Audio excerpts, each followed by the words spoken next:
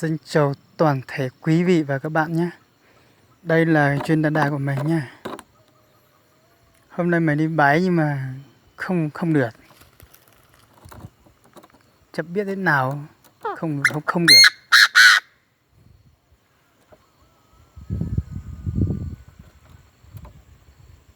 Chấm thế nhỉ. Không được, không về nữa cơ.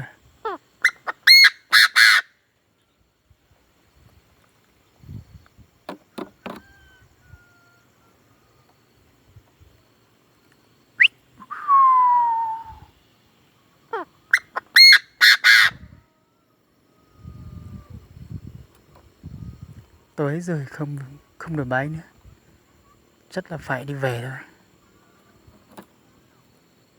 Không biết một con trên đà bên này nhưng mà chẳng biết nữa. Hôm nay hơi tối hơi mờ. Bên kia kìa. Toàn thằng chú này, khu vực này là ở hết. Nhưng lại không bái được. Nó không về không bái được. Thì chắc là mình đi về thôi. Nhớ trong tan ra cuối trong cái tim mong sẽ đời ạ.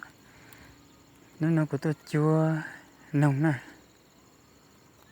Từ nồng này nhập bê mong thì hồi khẽ cái kè này thì mà. Nhân la thì hồi trình đà này.